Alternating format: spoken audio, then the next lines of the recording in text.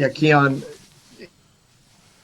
if you go into a game short, if you guys are missing a guy or two tomorrow, going into a game that's the case versus when it happens in real time. I know it's a lot harder to over when you're rolling along and then somebody goes down. Yeah, it's definitely easier to have that time to prepare, knowing that somebody's going to be out. Um, we have had a couple times where somebody went out during the game that kind of hit us hard, but we got to keep fighting, keep playing through that. But having some time to practice and go through different scenarios without certain people definitely does help.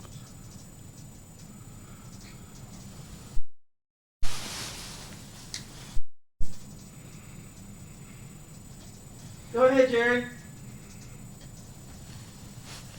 Yeah, Keion, I wondered if how much you've watched Kansas. What sort of feel do you have for the challenge they present?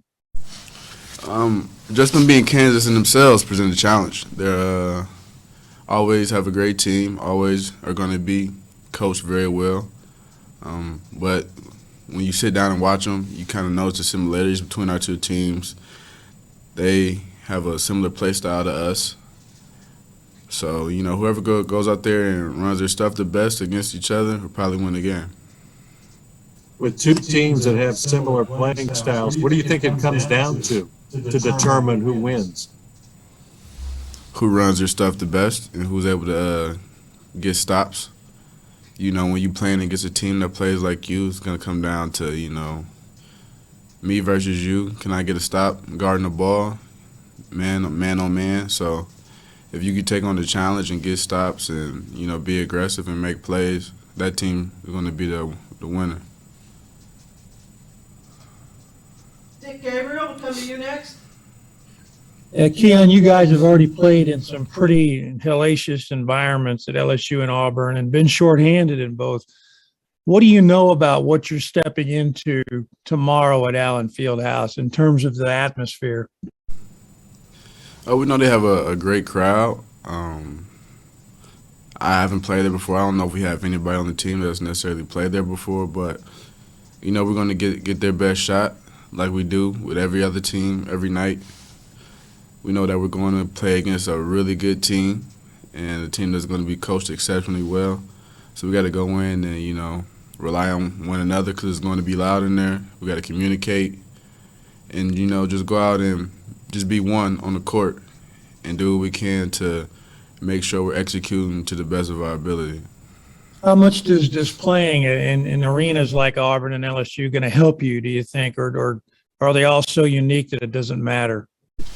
I mean, they all are unique, all different experiences. LSU was crazy. Texas A&M had a pretty good crowd, and so did Auburn, but they were all different. Yeah, even Notre Dame was a pretty good crowd as well. But like I said, they're all different. And once the game gets started, you really get lost in the game. The crowd doesn't have too much of an effect unless you let it affect the game. And you take that stuff away by executing and communicating with your teammates. So, once the games get started, we're just going to focus in on ourselves and listen to what the staff got to tell us. Mitch Brown, go ahead. Keion, obviously a lot of players want to, relish getting shots offensively, but for you, you've been leaned on defensively. You had Jabari last week, and you've had a lot of top wing players throughout this season. How much do you relish the fact that you're leaned on defensively and down the stretch we'll have to do that even more? I take pride in that, being able to go out and know I'm going to have to guard one of the better players every night and taking on that challenge. Of course, everybody wants to shoot and score the ball, but there are going to be times where you have to, strap up and get stops. So I like that I'm relied on to do that for this team. It's a challenge every single night because every team has some really good players, but I'm taking it upon myself to do what I can and make it tough on those guys. Jeff Drummond, go ahead.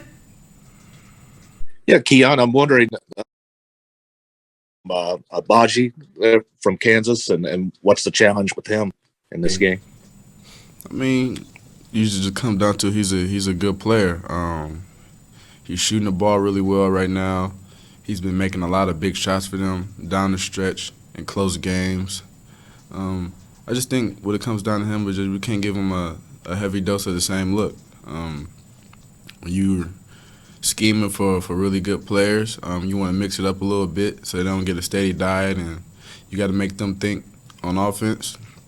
And, just when you guard him, be the aggressor. Don't let him get to his spots. Try to take away the things that he like.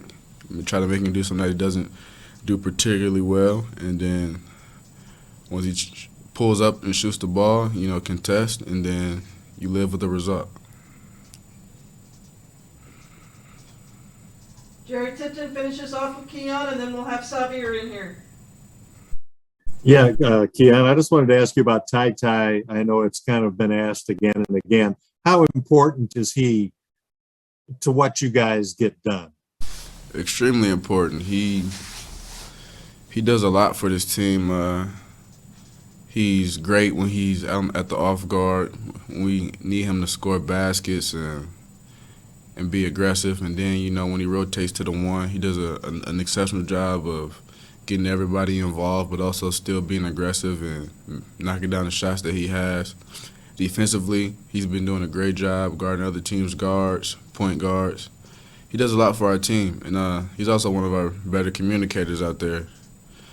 He's always assignment sound, so not having TyTy, the times that we didn't have him was difficult, but we got guys that are stepping up, and I believe in the guys that are coming in, and they're going to do what they need to do to help us win.